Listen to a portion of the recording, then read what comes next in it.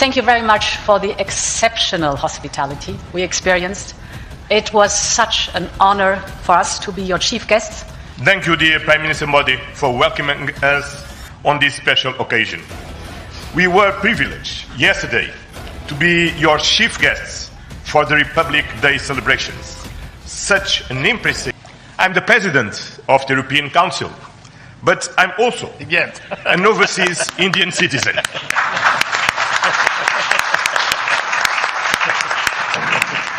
दोस्तों, European union की जो लीडरशिप है वो इस वक्त आपको पता है इंडिया के अंदर मौजूद है। और मैं देख रहा था कि जो उर्सुला वॉन डर लेयन है, उन्होंने कहा है कि दुनिया की दो बड़ी डेमोक्रेसीज ने दुनिया का सबसे बड़ा सिक्योरिटी एंड डिफेंस पार्टनरशिप को लॉन्च किया। ठीक है जी, बहुत ज्यादा नुकसान उठाने पड़ रहे हैं। इंडिया में बेरोजगारी जो है उसमें भी एक वाजे इजाफा देखा जा सकता है।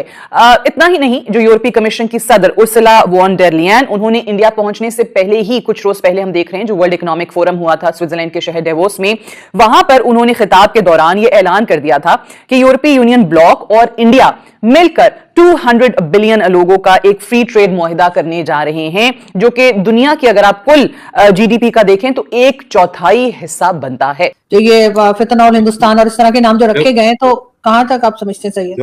जब अफगानिस्तान में तालिबान ने टेक ओवर किया था, तब सबसे ज्यादा खुश कौन था बताओ? जब अफगानिस्तान में तालिबान ने टेक ओवर किया था, सबसे ज्यादा खुश कौन था बताओ? वही जो जेल में बैठे हैं आजकल पाकिस्तान के। नहीं, एक और। अच्छा, मजे की बात है कि ये जो डिफेंस डील है, this is a defence and maritime security partnership है, defence and maritime security partnership. और दूसरी बात ये है कि वो कह रही हैं कि this is mother of all deals for 2 billion people. दोस्तों, क्या आपने कभी सोचा था कि यूरोपियन यूनियन का राष्ट्रपति खुले मंच से गर्व के साथ कहेगा कि उसकी जड़ें भारत से जुड़ी हैं? यही नहीं, बल्कि वो खुद को ओवरसीज इंडियन बताते हुए गोवा से जुड़ाव की बात करेगा। यह कोई साधारण बयान नहीं है, यह उस बदली हुई सोच का संकेत है जहां आज भारत से जुड़ना शर्म नहीं, सम्मान बन चुका है। एक समय था जब लोग अपनी भारतीय पहचान छुपाते थे, लेकिन आज वही पहचान दुनिया के पावर सेंटर्स में गर्व से ली जा रही है। सवाल यह है, भारत की यह छवि बदली कैसे, और इसके पीछे असली वजह, जिसमें से दोनों साइड जो है वो बेनिफिट लेंगे। And this is also obviously the beginning, जिसमें यह है कि स्टार्ट है अभी। Actually this is what she said. अच्छा, मजे की बात यह भी है कि आप अगर इस चीज को देखें कि जो डिस्कशन हो रही है, जिस अंदाज से ये सारी बात हुई है, इंडियंस के लिए ये बहुत ही सिग्निफिकेंट मोमेंट है व्हेन अमेरिका के साथ ताल्लुकात खराब है। मोबिलिटी के हवाले से बात हुई है, इंडियंस अब यूरोप जाएंगे, दिस इज मोबिलिटी ना।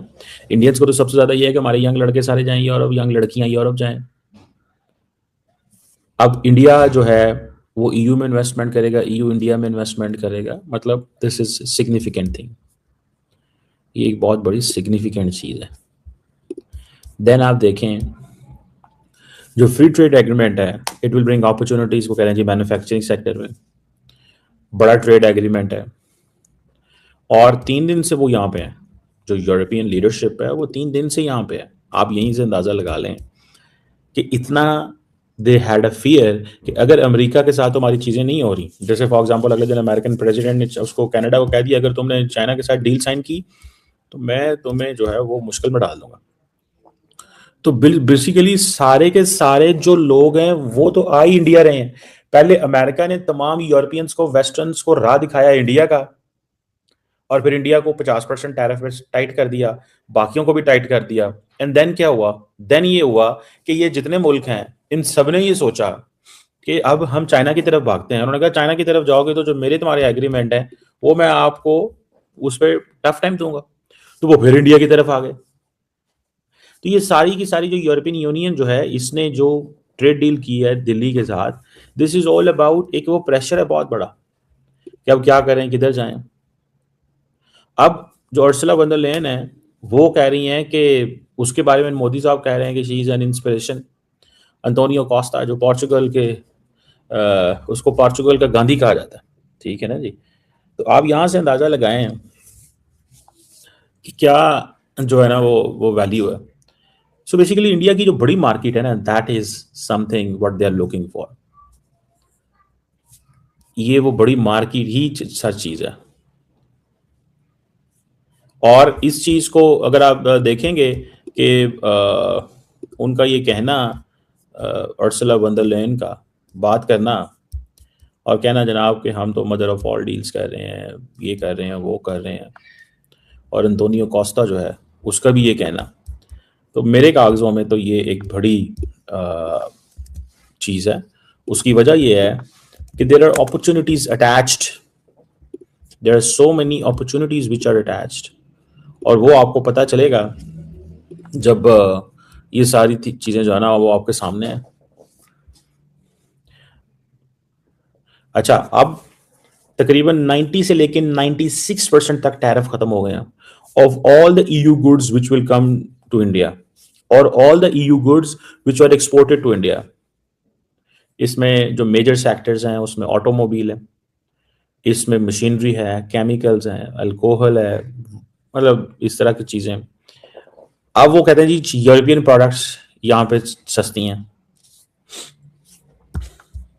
इस वक्त जो यूरोप और इंडिया के दरमियान ट्रेड हो रही है, अगर आप उसके स्टैटिस्टिक्स को देखें तो गुज़श्ता बरस इंडिया ने यूरोपीय यूनियन को 76 यानी कि $76 बिलियन की एक्सपोर्ट्स की थी, जबकि इंडियन जो इंपोर्ट्स हैं उनका कुल वॉल्यूम $61 बिलियन था।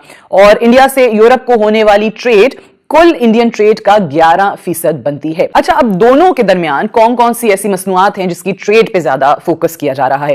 इंडियन पर्सपेक्टिव को देखें तो इंडिया ये चाहता है कि उनकी जो टेक्सटाइल इंडस्ट्री है या जो उनका टेक्सटाइल सेक्टर है उसको ज्यादा एक्सेस मिले, रसाई मिले यूरोपीय यूनियन के अंदर, उनकी मार्केट के अंदर। फिर जो इंडियन फार्मास्यूटिकल इंडस्ट्री है उसको ग्रो करने का मौका मिले यूरोप के अंदर, और जो इंडियन लेबर है उसको भी तरक्की करने के लिए तमाम अपॉर्चुनिटीज यूरोप के अंदर मैसर हों। इंडिया जो है वो इस वक्त यूरोपीय मार्केट को अमेरिकी मार्केट के एक मुतबादिल के तौर पे देख रहा है। दूसरी तरफ अगर आप यूरोप को देखें तो यूरोपीय यूनियन के टारगेट्स बड़े वाजे हैं। वो चाहते हैं कि जी अमेरिकी टैरिफ और मार्केट की रसाई से दूरी की वजह से यूरोपीय यूनियन जो है उसके लिए इंडिया की मार्केट बहुत ही जबरदस्त साबित होगी, और वो चाहते हैं कि जो उनकी बनाई हुई इलेक्ट्रिक कार्स हैं उनको एक तो ड्यूटी फ्री एक्सेस मिल सके इंडिया के अंदर, ताकि यूरोपीय कारें जो हैं वो चीनी कारों का मुकाबला करने को तैयार हों। जैसे हम सब जानते हैं कि इस वक्त जो चाइनीज इलेक्ट्रिक कार्स हैं उनकी डिमांड बहुत ज्यादा बढ़ती चली जा रही है, बहुत तेजी से ग्रो कर रहे हैं। दूसरी अहम जो तरजीह है इनकी वो यूरोप की अल्कोहल इंडस्ट्री है। अल्कोहल इंडस्ट्री की इंडिया में इस वक्त रसाई दिलवाना भी उनके अहम अहदाफ में शामिल है। इस वक्त इंडियन हुकूमत यूरोपीय गाड़ियों पर और अल्कोहल पर 100 से 150% टैरिफ लगाती है, और ये फ्री ट्रेड एग्रीमेंट अगर हो जाता है तो obviously zero duty, zero tariff, तो उसके बाद यूरोप को अपने लिए इन प्रोडक्ट्स के लिए एक बहुत ही बड़ी मार्केट मिल जाएगी इंडिया। सवाल ये पैदा होता है कि क्या इंडिया और यूरोपीय यूनियन का ये जो एग्रीमेंट है, फ्री ट्रेड एग्रीमेंट, ये इतनी आसानी से हो जाएगा? प्रेसिडेंट ट्रंप इसको इतनी आसानी से एक्सेप्ट करने को तैयार होंगे? तो इसका जवाब है नहीं। वो हर मुमकिन कोशिश करेंगे कि इसको डिरेल किया जाए, हर मुमकिन कोशिश होगी कि इस मुआहदे को करने की सजा दी जाए यूरोपीय यूनियन को भी और इंडिया को भी। अब प्रेसिडेंट ट्रंप के बारे में हम सब जानते हैं कि वो कुछ भी कर गुजरने की सलाहियत रखते हैं, और जब प्रेसिडेंट ट्रंप को यह अंदाजा होगा कि अमेरिका को इस तरीके से नजरअंदाज किया जा रहा है तो वो एक ज्यादा अग्रेसिव पॉलिसी अपनाने पर मजबूर होंगे।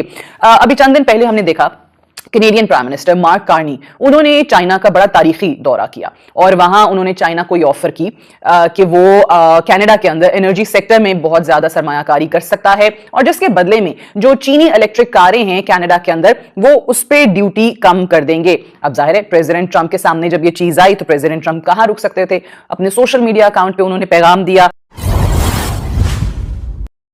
दोस्तों, भारत की पहचान आज सिर्फ एक देश के रूप में नहीं बल्कि एक वैश्विक प्रभाव के रूप में देखी जा रही है, और यही वजह है कि जब यूरोपियन यूनियन जैसे बड़े संगठन का राष्ट्रपति अपने भारतीय मूल को सार्वजनिक रूप से स्वीकार करता है तो ये बयान अपने आप में बहुत कुछ कह जाता है।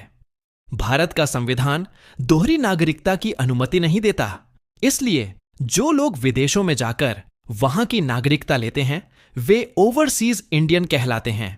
ऐसे करोड़ों लोग आज दुनिया के अलग अलग देशों में रहकर वहां की राजनीति, अर्थव्यवस्था और नीतियों को प्रभावित कर रहे हैं। पिछले एक दशक में भारत ने अपनी विदेश नीति, आर्थिक स्थिरता और वैश्विक साझेदारियों के जरिए ऐसी छवि बनाई है जहां भारत से जुड़ाव एक पॉजिटिव पहचान बन चुका है।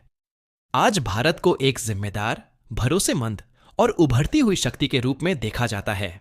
इसी कारण जब कोई वैश्विक नेता भारत से अपने रिश्तों की बात करता है तो वो सिर्फ व्यक्तिगत पहचान नहीं बल्कि भारत की सॉफ्ट पावर को भी दर्शाता है। सोशल मीडिया पर इस बयान को लेकर अलग अलग देशों में अलग प्रतिक्रियाएं देखने को मिलीं, जो यह साबित करती हैं कि भारत अब चर्चा के केंद्र में है। कुछ लोग इसे राजनीतिक नजरिए से देखते हैं, कुछ इसे कूटनीतिक संकेत मानते हैं, लेकिन सच्चाई यह है कि भारत की अंतर्राष्ट्रीय छवि पहले से कहीं ज्यादा मजबूत हुई है। आज भारत सिर्फ अपनी जनसंख्या या इतिहास के लिए नहीं बल्कि अपने आत्मविश्वास, नेतृत्व और वैश्विक भूमिका के लिए पहचाना जा रहा है। यही बदलाव इस बयान को खास बनाता है और यही वजह है कि आने वाले समय में भारत से जुड़ी ऐसी पहचानें और भी खुलकर सामने आएंगी।